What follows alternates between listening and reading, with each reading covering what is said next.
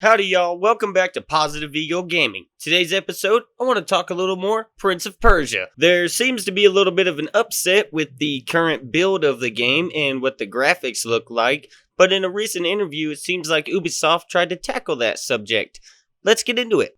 In a recent interview with game director Pierre-Sylvain Guerre, he states, "If you take the game that was made 17 years ago, there's definitely room for improvement in terms of graphism, and we really wanted to give a unique look to the game because Prince of Persia Sands of Time is actually a fantasy story," Sylvain Guerre said. "The narration, the 40 different levels you have to go through to finish the game are an immersion into the Thief of Baghdad and all these magical environments. So we decided to go for a unique visual treatment to make this game stand out from other games. It's not another Assassin's Creed. It's not the same Prince of Persia from 2008. It has to be unique. This magic, this fantasy is shown through the saturation, through the light, so it is also a challenge to redefine the visual identity of the game with this remake."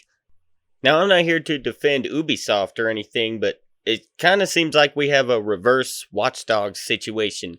I'm sure everyone remembers that fiasco where they announced Watch Dogs and it looked beautiful, and when it came out it actually didn't even look or play as good as it did when they announced it. Though it was still a fun game and launched a sequel with a new one coming out pretty soon, it was not exactly the looker that Ubisoft really sold it to be. And it looks like they might have shown the game in a bit of a rougher state than they originally wanted to, and Ubisoft has updated the graphics with this here screenshot, and in my opinion does look much better than the original. And here's a comparison view so you can really get a good idea of just how much they did change it. You can see right away there's huge differences in the lighting.